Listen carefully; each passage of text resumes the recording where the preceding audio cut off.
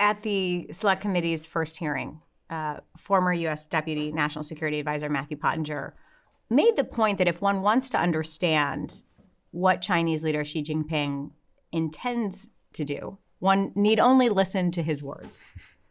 He submitted a video to the hearing. Here's a clip of that video. Take a look. 我志愿加入中国共产党。我志愿加入中国共产党。为共产主义奋斗终生。为共产主义。Look, for at least the last 2 decades, the United States had worked towards integrating China economically, with the idea that a liberalized economic system would lead to a liberalized political system. You even admitted into buying into this idea that China could become a more responsible member of the global community if it had a growing economy. Why, in the case of China, did this theory fail? Well, I think that part of the source of the theory was a classic example of mirror imaging. We tend to sort of graft our own value structure onto foreign societies. And I would also draw a parallel to Russia.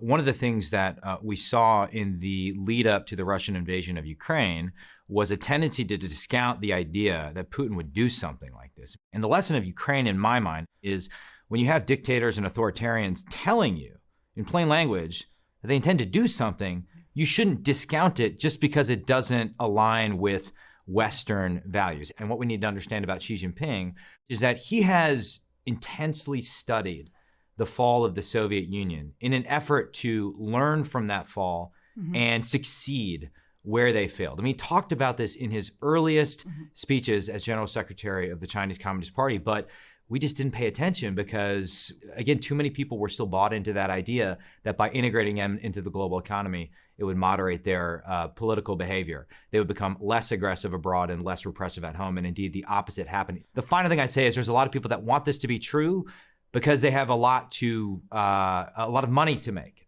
in China. So there's a financial interest underlying it as well. Former National Security Advisor H.R. McMaster has said that the Chinese Communist Party presents a far greater threat than the Soviet Union ever presented.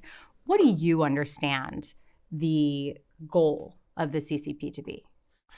To be the dominant global power and to render us subordinate, humiliated, and increasingly irrelevant on the world stage. I mean, they talk about this. They talk about the triumph of their model and the decline of the capitalist-led system led by the United States. And I do think this is a more complex threat than the Soviet Union for the reasons that General McMaster elucidated in the hearing, which is that we never had to contemplate a form of selective economic decoupling with the Soviet Union because our economies didn't really interact. But because we've been pursuing China's integration of the global economy, we're now trying to figure out how do we reduce our dependency on Chinese manufacturing? How do we ensure that American dollars aren't subsidizing the CCP's military modernization or its genocidal ambitions? And that's a very difficult thing to do given how exposed we are economically and financially.